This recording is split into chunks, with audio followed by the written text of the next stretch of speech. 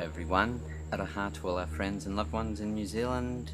There's been a report of a 6.2 magnitude earthquake just east of ArohA Island in the Kermadecs Island Region. Going on to Google Earth, which is the USGS affiliated, they're calling it a 6.2. As we can see there, it's quite close to ArohA Island, in between ArohA Island and the actual trench itself.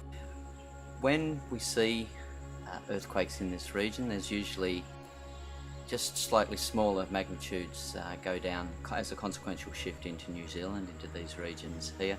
Also, we notice down the southern tip of the southern island of New Zealand, there's been a couple of 6.2s just south of Invercargill.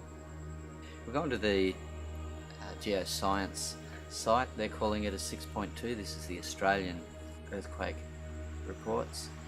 Of 35 kilometres, so that's mid-range. We're looking for consequential shifts a bit deeper than that. I'll go into their details. 35 kilometres.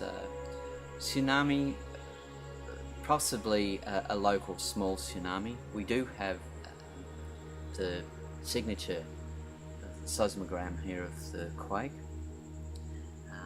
We'll go to the compressed version.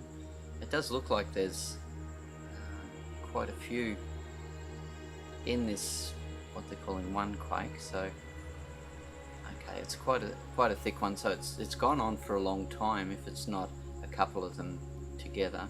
We'll go onto the GeoNet and here we go. Here we can see three actual spikes there in there, so three earthquakes in one, then followed by another, and another. So there's a lot going on in the region. I would expect consequential shifts of around 5 to 5.5 magnitude in New Zealand regions.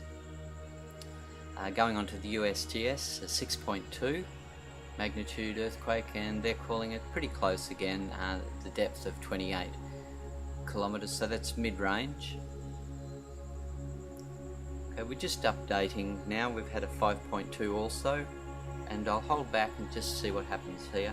Okay, and a 5.4. So there's been quite a lot of movement since the first report, or since I was watching this. So okay, the European side is calling it a 5.8 with 4 aftershocks. I don't like to call them aftershocks, but they're consequential shifts as well. So 5.1 and 5.4 on Google Earth USGS affiliated. Okay, so for all those that are experiencing these events, our thoughts and our prayers go with you. Please remember, it's always good to prepare with good clean water in good containers, and also a good supply of food. No matter where you are, it's always good for those just to keep aside for any possible events that may occur.